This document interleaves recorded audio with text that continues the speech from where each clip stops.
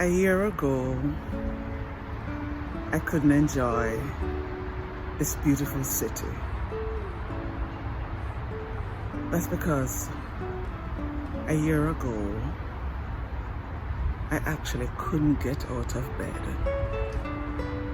in the mornings. I had returned from Jamaica in January of 2020 after burying my father. And when I got back home, it hit me in a way that I hadn't really expected.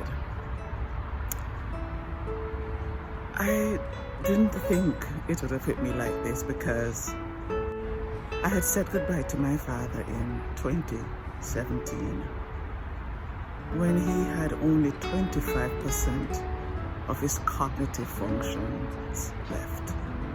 He had dementia, and it was at the end stage, and I knew it. So I knew it was just a matter of time before he passed, but I still wasn't prepared when it happened. And when I came back from Jamaica, it hit me. And I couldn't stop grieving. I couldn't stop crying. And I couldn't stop blaming myself that he died in a nursing home, alone, with no family by his side. I couldn't stop beating myself up, even though I knew that there was nothing I could have done differently. It was my non-teaching semester, so I didn't have my usual work schedule. So I just would wake up in the mornings, go to the bathroom, and then go back to bed. Sometimes I'd eat something, but I'd also end up back in bed. In bed, under the covers.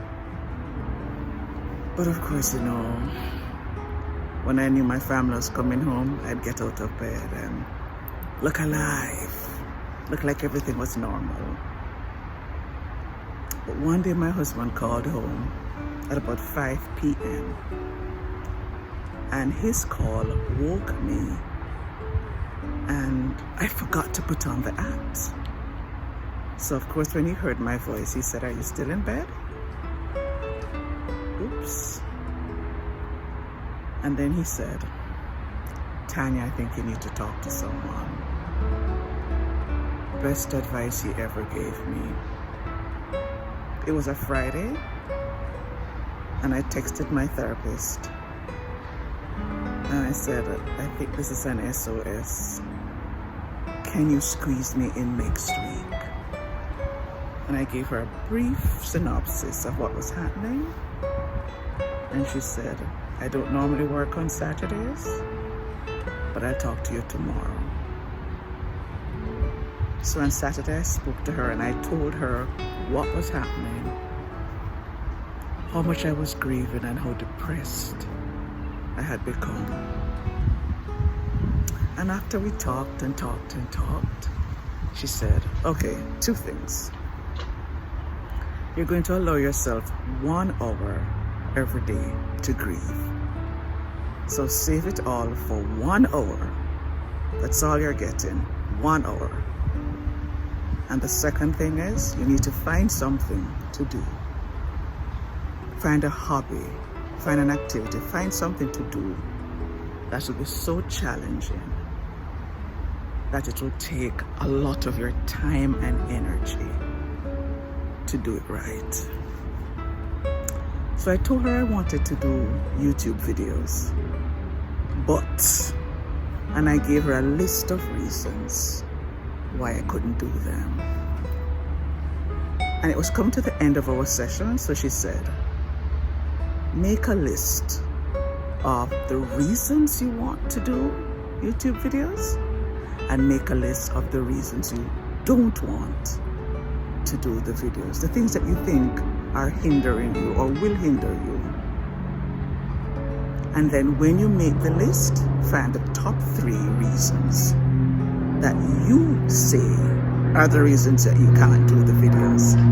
And then I want you to question each reason to see the truth and validity of each. And so I made the list. And when I made the list of the reasons that I didn't want to really do the videos, I came up with my top 3. 1, I felt it was going to be a lonely road, a lonely journey, because I didn't know anyone else who had started YouTube videos, and I didn't know who I would turn to when I needed advice, and I knew I would need a lot of advice. 2, I felt incompetent, because up until that point, I had never recorded a video.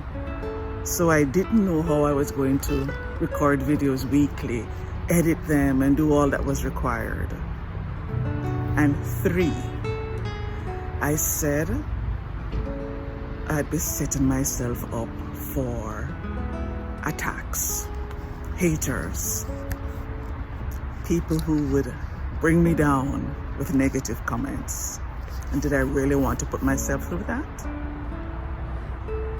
But the more I looked at the list, and the more I thought about my options, the more I felt I needed to do it, especially because I did agree with my therapist. I needed something to do that would distract me, something that was going to be challenging enough that I could put my energies into that. And so, even though I didn't feel ready, and even though I didn't feel the most competent, I uploaded my first video exactly a year ago. And all I did was turn on the camera and I spoke.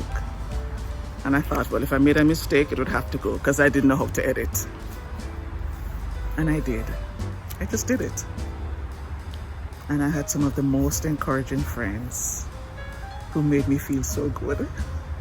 It probably wasn't great, but they were so kind.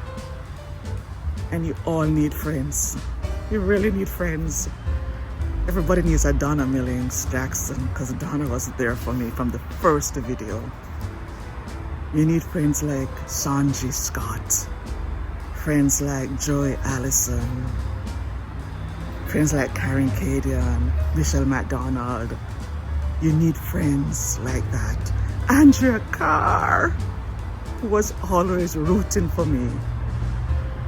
But friends, those friends really helped me. Mark Jennings, yeah. Everybody needs a Mark who's going to take it apart at the end and say, okay, you were telling a story, but you didn't finish the story. But you know what, guys? I tried. And it's been 103 videos since that day. 103 videos in 1 year. I learned that I didn't have to be perfect, and neither do you. You don't have to be perfect. Now, when I looked at the reasons that I thought I shouldn't start a video, I questioned them. I said it would be a lonely journey, but there was a way around that. I bought a course and I joined a YouTube group, YouTube for Bosses, and I met some amazing people. And their journey and my journey coincided, and we encouraged each other. And I got a lot of help from them. The next thing I said was I didn't know how to edit. I didn't know how to do all the things that you need to be able to do. I still don't know how to do all of the things, but I learned along the way. Because if you look at the videos that I uploaded in the beginning and you compare them to the ones now, you'll see a difference. And that's because I've learned. And the third thing was the haters. There'll always be haters. You learn to live with it. But When you compare the number of haters to the ones who do encourage you and the ones who give you positive feedback and tell you how much you've touched their lives, there's no comparison. So it's worth it. So I want to encourage you, if you've been wanting to do something, start a blog, start a YouTube channel, start a side hustle, start a diet, start a meditation practice, whatever it is, write your reasons down for not wanting to do it and question each of them. And decide if you really want to do it, because why agonize? Either you want to do it or you don't want to do it. And if you want to do it, but you have reasons that you think you should not do it, question those reasons. And then when you have questioned them and you have poked holes in them, begin. Just begin. You don't have to be perfect. It's better to do it and not be perfect than to not do it and miss out on the growth that you will experience after doing it. Because I've learned so much and I've grown so much, and they're still not perfect. And I'm still recording on my phone. I still haven't graduated, even though I bought a new MacBook Pro. I still have not started editing. And I bought the MacBook from December and I still have not begun editing that way. But you know what? Do it. Just do it. You don't have to be perfect. You just have to answer the call that you feel.